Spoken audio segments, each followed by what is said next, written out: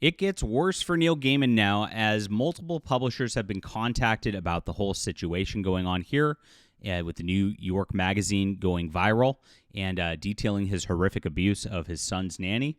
Well, all these publishers are dropping him except for one. This one is crazy.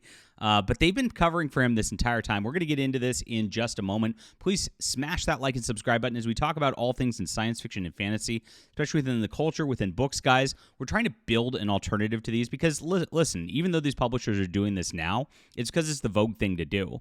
They waited 6-7 months. They hoped it would go away. All these people are complicit because they had a cash cow with Neil Gaiman, and they didn't even care. But now they know they can't get away with it. That's the only reason they've made a move. The mainstream publishing industry is evil. It's terrible, and I've been fighting against it since day one, my friends, making my own books especially, and this is my Arroz War space opera series. If you like good science fiction, you're going to absolutely enjoy this. Check it out. It's about a human spy who embeds himself on an alien starship, and he goes out there and finds some information that goes a little weird, and it gets a little fun as this goes along. I'm trying not to spoil things because I love how this series sets up, and it's a 3-book trilogy. It concludes awesome. It pays off for you guys. I set things up and just slow burn it into that epicness that you're going to absolutely love.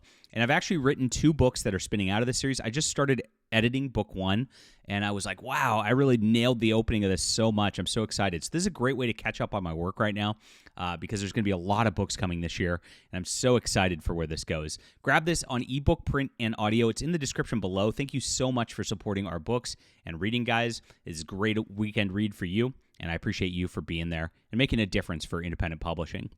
All right, Neil Gaiman has had a bad week as the mainstream media finally reported on his creepy sexual misconduct allegations.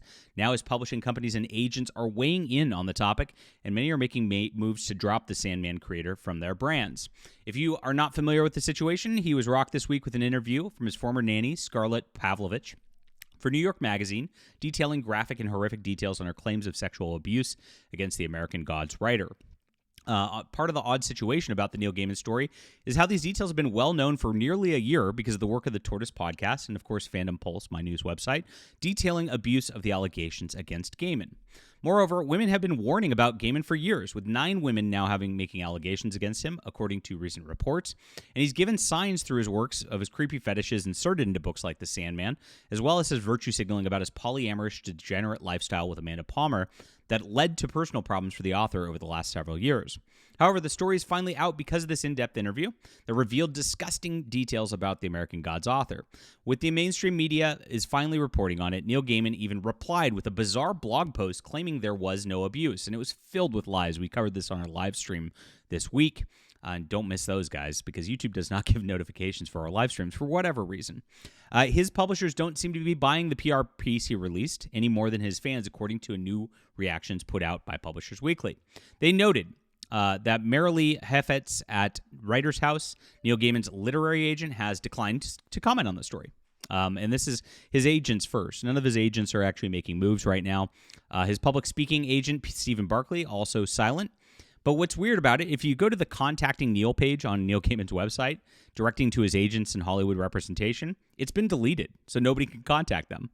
This is really interesting, and it's telling exactly how far this goes, that he doesn't want those people contacted by anybody in the media, by any journalists or anything like that, trying to hide at this juncture. The Sandman creator has sold more than 50 million copies of his works worldwide, which has led to the last several months of the publishing industry being silent on these allegations. He's considered by many as too big to fail. And that's exactly what happened here, my friends. The publishing industry just completely buried this. They wanted to memory hole it. There was a PR crisis firm involved with this that was trying to flood social media with just comments on his work. And you'd see just like these random bot comments pop up about, oh, The Sandman on Netflix is a great show, things like that. They're just like trying to dominate the SEO of his name so that you wouldn't be able to see or find this story. They really thought that was going to work for the longest time. So none of the publishing companies dropped him last year when this was happening. DC Comics actually ran a reprint 2 months after the allegations came out from Tortoise. They thought it was going to go away, and it's absolutely crazy. So what is happening now as of this writing, as of today? Well, even though the agents are quiet, even though that's all gone away, they're all just like burying their heads in the sand, this is what's happening. HarperCollins, who's Gaiman's primary publisher for his novels and short stories, told Publishers Weekly it does not have any new books by Neil Gaiman scheduled. So they're dropping them off the program. This is going to be very, very interesting. It does not elaborate as to whether new books means new reprints of old books or anything. Very interesting to see if American Gods or Stardust or Neverwhere still makes the rounds after this. I got to think that those will have to slow down. Norton released Neil Gaiman's 2018 book on Norse mythology. It said Norton will not have projects with the author going forward. That is, they just did another reprint of that Norse mythology with like an illustrated edition and things like that. That sounds to me like they're not going to even be republishing their book ever again at this point.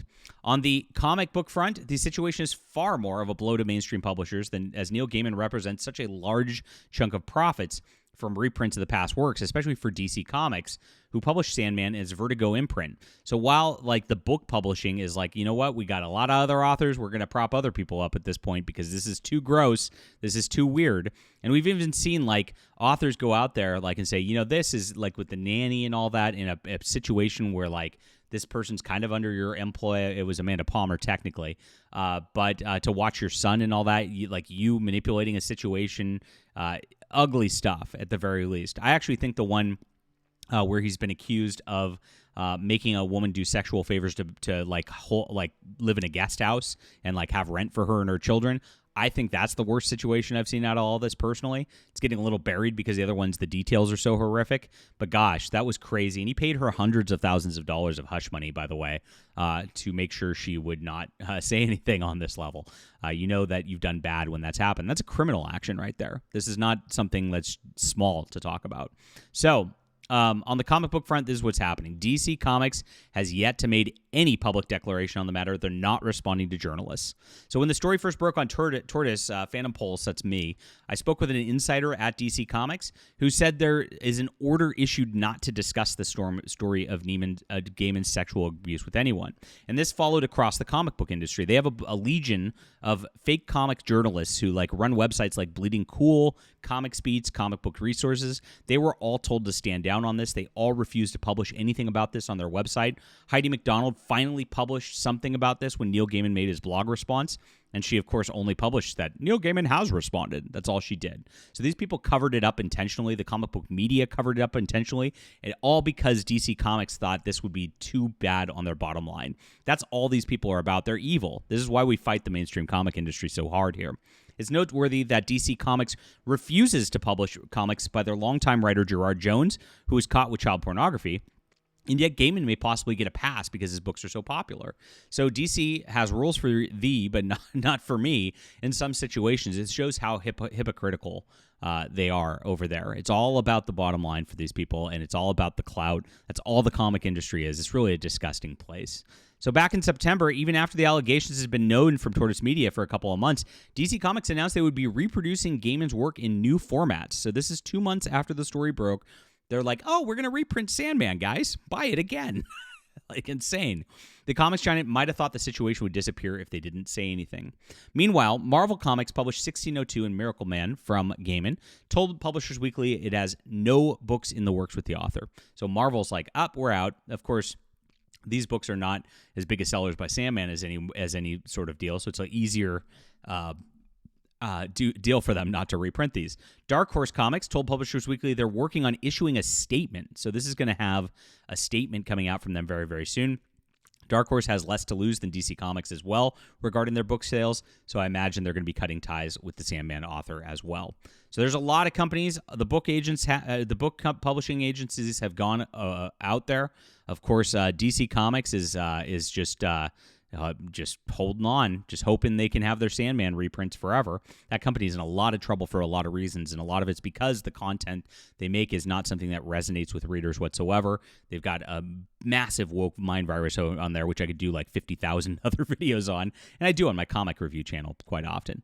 But this is what's happening with Neil Gaiman today. Big news. What do you think about this? He's losing it all finally at this point. Is it justified? Love to hear from you. Hit the like and subscribe button and join us here, guys, and check out the alternative to mainstream publishing. We're just working real hard here and making great books for you. I hope you'll check this out and get in on this because I can't wait. These new books I'm writing right now in this universe are the most fun I've ever had in my entire life, and I can't wait to bring those to you this year. Start here, read this whole trilogy, get it on ebook, print, and audio. It's in the description below.